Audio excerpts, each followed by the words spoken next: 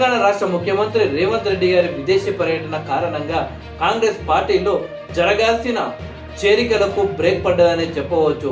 అందు కారణంగానే బీఆర్ఎస్ నుండి కాంగ్రెస్ పార్టీలో చేరాల్సిన ఎమ్మెల్యేలు ఆగిపోవడం జరిగింది. అయితే ఇలాంటి సందర్భంలో బీఆర్ఎస్ పార్టీకి చెందిన కొందరు ఎమ్మెల్యేలు బీజేపీలో చేరడానికి సిద్ధమైనట్లు వార్తలు వస్తున్నాయి. దాదాపు కొందరు ఎమ్మెల్యేలు అయితే బీజేపీ అధిష్టానంతో చర్చలు కూడా జరిపినట్లు వార్తలు వస్తున్నాయి. ఇలాంటి సందర్భంలో అలర్ట్ అయిన కాంగ్రెస్ పార్టీ అధిష్టానం త్వరలోనే బీఆర్ఎస్ పార్టీ నుండి బీజేపీలో చేరడానికి ప్రయత్నాలు చేస్తున్న ఎమ్మెల్యేలను డైవర్ట్ చేసి కాంగ్రెస్ పార్టీలో చేర్చుకోవడానికి సిద్ధమైనట్లు తెలుస్తుంది.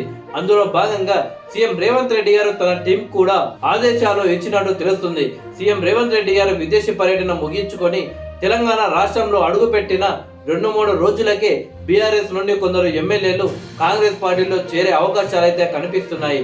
అయితే ఇప్పటికే బీఆర్ఎస్ నుండి చాలా మంది ఎమ్మెల్యేలు కాంగ్రెస్ పార్టీలో చేరారు. అయితే భద్రాచలం ఎమ్మెల్యే వెంకట్రావుతో సహా పటాన్చెరు ఎమ్మెల్యే మరికొందరు ఎమ్మెల్యేలు కాంగ్రెస్ పార్టీలో చేరినప్పటికీ వారికి ఏ విధమైన హామీలు కాంగ్రెస్ పార్టీ ఇవ్వలేదు. బహుశా బీఆర్ఎస్ పార్టీ నుండి మరికొందరు ఎమ్మెల్యేలు కాంగ్రెస్ పార్టీలో చేరాలని ఉన్నా కానీ వాళ్ళకు ఎలాంటి హామీలు ఇవ్వకుండా ఉండడం, అలాగే కాంగ్రెస్ పార్టీలో చేరితే మన భవిష్యత్ ఎలా ఉండబోతుంది, పార్టీ మనకు అండగా ఉంటుందా అనే కొన్ని అనుమానాలు అయితే వాళ్ళకు ఉన్నాయి. అందు కారణంగా కాంగ్రెస్ పార్టీలో కాకుండా బీజేపీలో చేరాలని వాళ్ళు ఆలోచిస్తున్నారు. కానీ కాంగ్రెస్ పార్టీ మాత్రం బీజేపీకి ఎలాంటి ఛాన్స్ ఇవ్వకుండా వాళ్ళని కాంగ్రెస్ పార్టీలోనే చేర్చుకోవాలి, వాళ్ళకు తగిన హామీలు ఇవ్వాలి అని కాంగ్రెస్ పార్టీ అయితే ఆలోచిస్తున్నట్టు తెలుస్తుంది. త్వరలోనే బీఆర్ఎస్ పార్టీ నుండి కాంగ్రెస్ పార్టీలో ఆ ఎమ్మెల్యేలు చేరడం మాత్రం ఖాయమని గాంధీ భవన్ వర్గాలు అయితే చెబుతున్నాయి.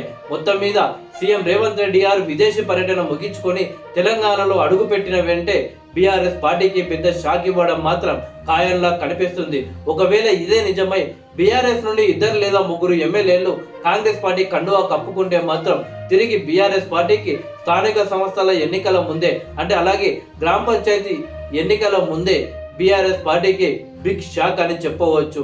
ఆ షాక్ ఎలాగైతే లోక్సభ ఎన్నికల ముందు బీఆర్ఎస్ పార్టీ నుండి కొందరు ఎమ్మెల్యేలు, ఎమ్మెల్సీలు, ఎంపీలు కాంగ్రెస్ పార్టీలో చేరితే లోక్సభ ఎన్నికల్లో బీఆర్ఎస్కి అయితే ఏ విధంగా బిగ్ దెబ్బ తగిలిందో అదే విధంగా స్థానిక సంస్థల్లో ఎన్నికల్లో కూడా బీఆర్ఎస్ పార్టీకి తగిలే అవకాశాలు ఉన్నాయి.